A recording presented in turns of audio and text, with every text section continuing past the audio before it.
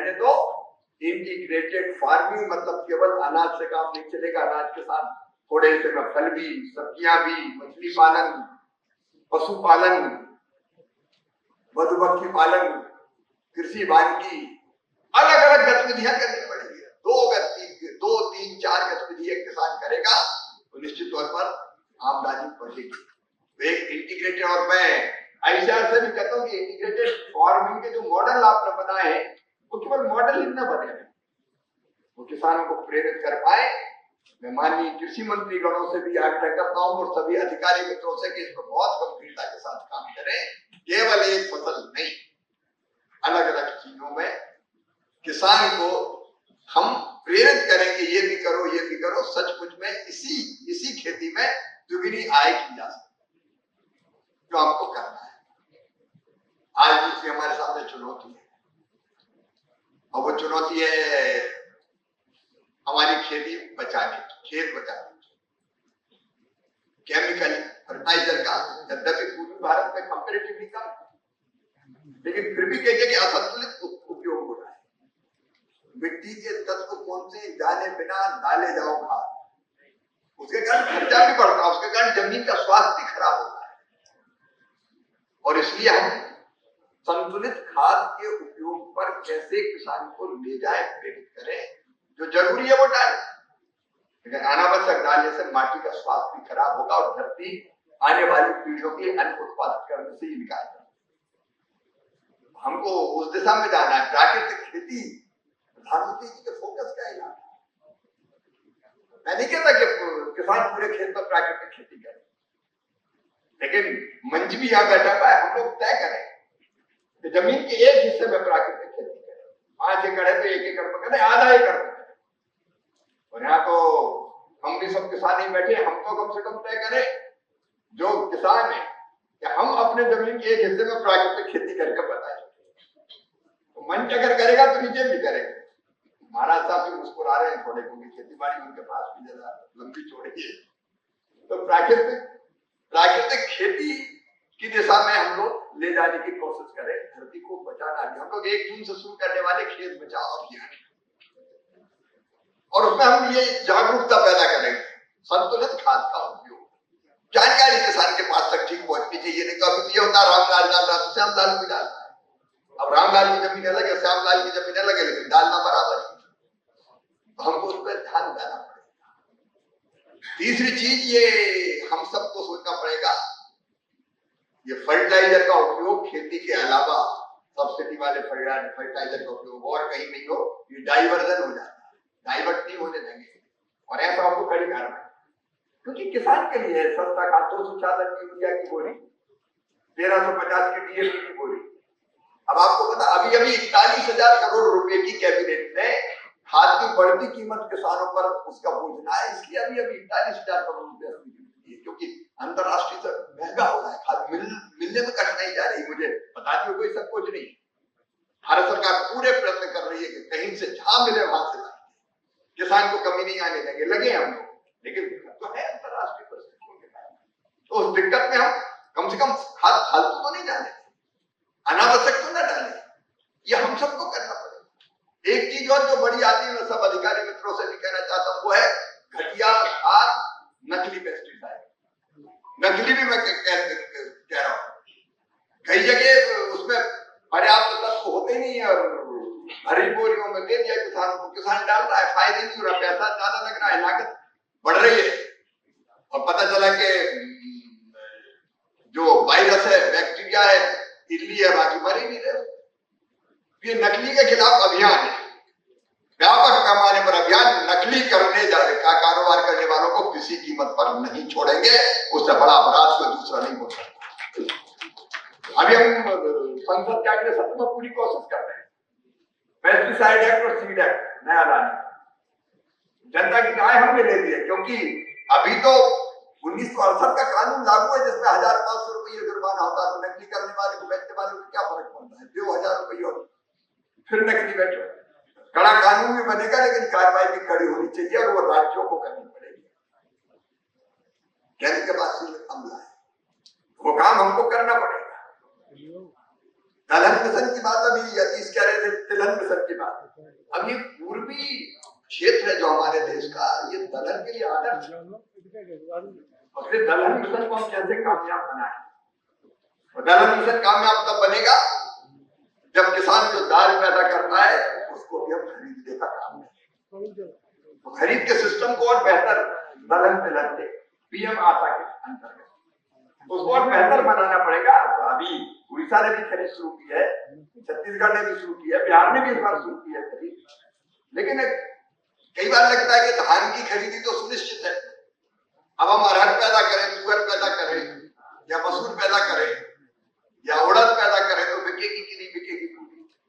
तो हमको पीएम आशा के अंतर्गत खरीद सुनिश्चित करनी पड़ेगी। यानी फेड के एनसीसीएफ के मित्र भी बैठे, भारत सरकार की एजेंसी भी करे और हम भी करें, क्योंकि कई बार हमको डर रहता है कि ये पैदा किया तो बिकेगा नहीं।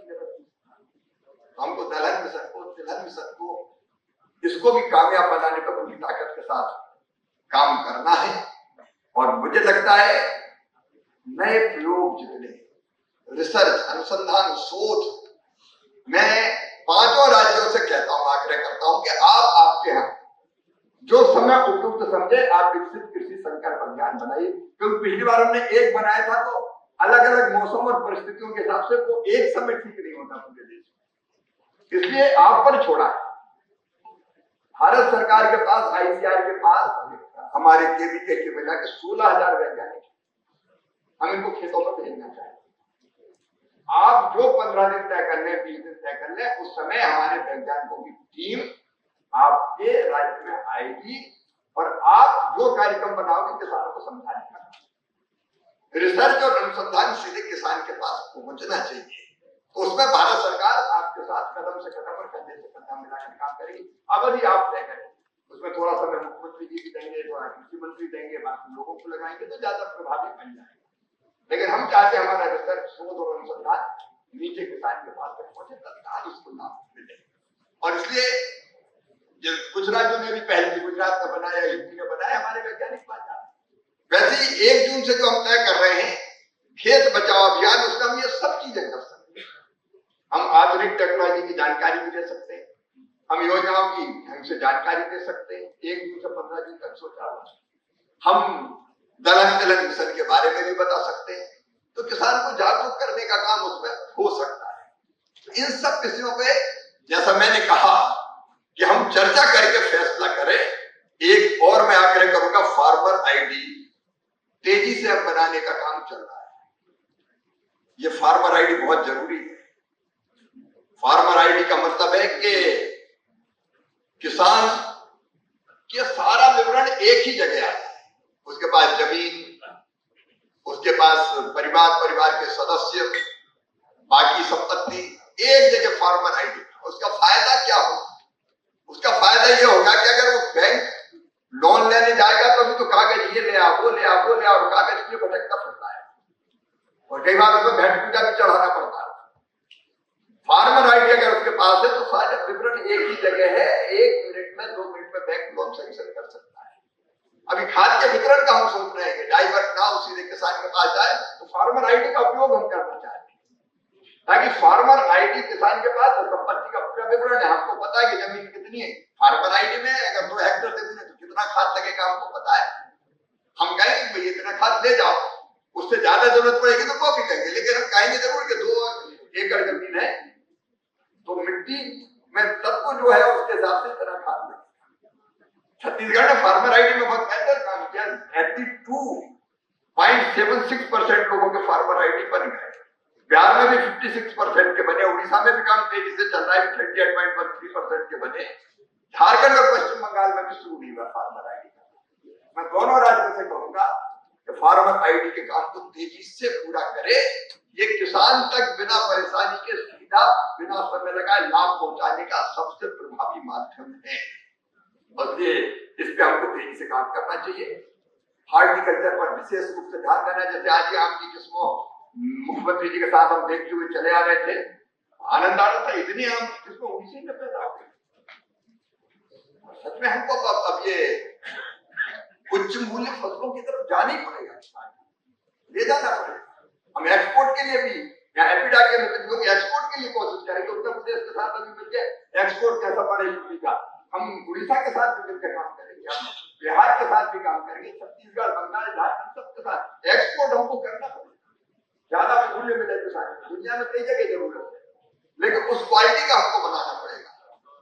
क्लीन प्लांट मिले इसके लिए हम कोशिश कर रहे हैं कि अच्छे पौधे कैसे मिले, नर्सरियां कैसे लगे, तो इन सब क्षेत्रों में हमको काम करना है। इसलिए हम आज साथ बैठे हैं कि साथ बैठ के जब हम विचार करेंगे तो संपूर्ण विचार होगा। पूरे देश का एक करते तो इतना टाइम नहीं मिलता था, इसलिए विचार मन में आया कि रीजनल करें, पहले क्षेत्रीय करें, एक साथ 4-4, 5-5 राज्य जाएंगे तो समय ज्यादा मिलेगा, हम प्लान ठीक कर पाएंगे। और बाद में 28 और 29 को खरीफ की कॉन्फ्रेंस है, नेशनल कॉन्फ्रेंस, उसमें भी मानिए सब आमंत्रित है, मुझ भी और आप लोगों को तो आनी है। उसमें फिर राष्ट्रीय स्तर पे हमको जो करना है खरीफ की फसल के लिए वो करेंगे। मैं डराने की बात नहीं कर रहा, लेकिन इस बार अल नीनो का भी कुछ प्रभाव रह सकता है, तो उसको भी हमको प्लानिंग करते समय ध्यान में लाना है कि बीच में बारिश कब हो सकती है। तो अभी से हमको प्लान करना पड़ेगा। मई के अंतिम सप्ताह तक शायद और 19 ठीक से आएगा।